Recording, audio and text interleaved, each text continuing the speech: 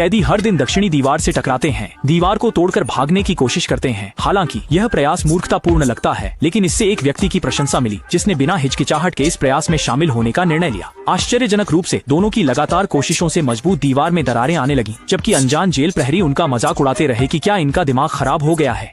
किसी ने सोचा भी नहीं था कि जेलर की तिरस्कार भरी बातों ने कैदियों के गुस्से को पूरी तरह भड़का दिया। एक चार्ज का आदेश मिलते ही जेल के मैदान में सभी कैदी जैसे पागल हो गए और 2 मीटर मोटी दीवार की ओर दौड़ पड़े। लेकिन उम्मीद के विपरीत कैदी न तो दीवार को तोड़ पाए बल्कि खुद को घायल कर बैठे। जेलर भी इस चालाकी भरी हरकत पर पूरी तरह से चुप हो गया। यह टकराव की कार्रवाई पूरे 2 महीने तक चली, लेकिन कोई प्रगति नहीं हुई। अधिकांश लोग निराश हो गए, केवल वोलोंग और फेंगचू ही अभी भी अड़े रहे।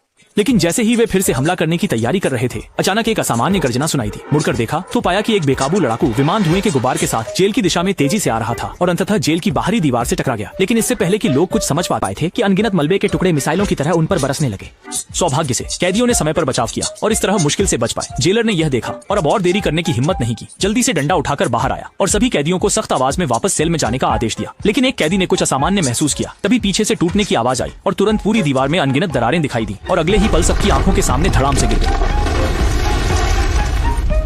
सभी लोग इस अचानक हुए बदलाव से स्तब्ध रह गए। यहाँ तक कि रास्ते से गुजर रहे लोग भी वहीं ठिठक गए। एक बुजुर्ग ने बिना कुछ समझे गेटकीपर को इशारा किया और फिर पीछे मुड़कर अपने साथ